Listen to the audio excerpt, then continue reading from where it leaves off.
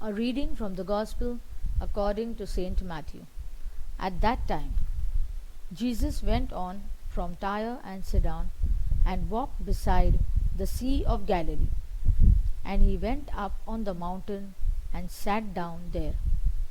And great crowds came to him, bringing with them the lame, the blind, the crippled, the mute, and many others, and they put them at his feet.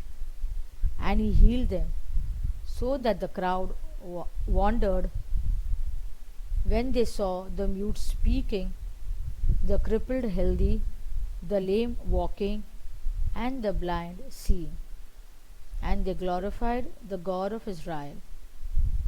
Then Jesus called his disciples to him and said, I have compassion on the crowd, because they have been with me now 3 days and have nothing to eat, and I am unwilling to send them away hungry, lest they faint on the way.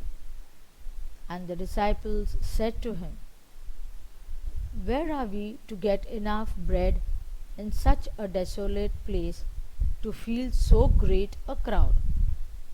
And Jesus said to them, How many loaves do you have? They said, 7 and a few small fish. And directing the crowd to sit down on the ground, he took the 7 loaves and the fish, and having given thanks, he broke them and gave them to the disciples, and the disciples gave them to the crowds. And they all ate and were satisfied. And they took up 7 baskets full of the broken pieces left over.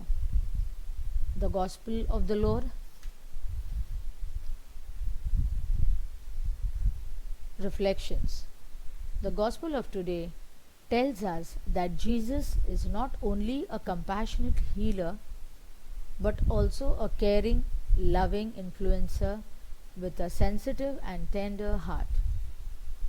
I have compassion for the crowd, because they have been with me now for 3 days and have nothing to eat, and I do not want to send them away hungry, for they might faint on the way.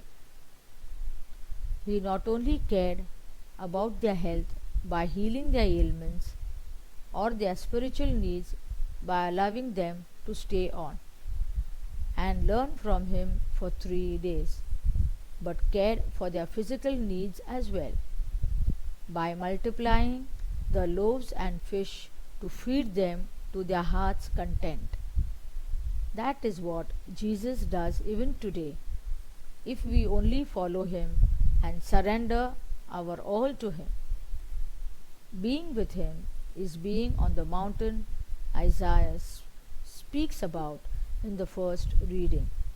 On this mountain, the Lord of hosts will make for all peoples a feast of rich food, a feast of well-aged wines, of rich food filled with marrow, of well-aged wines strained clear.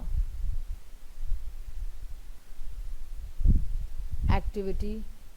Let us make a conscious surrender to God and believe that God is deeply concerned about every aspect of our life, and that no detail of our life escapes his notice.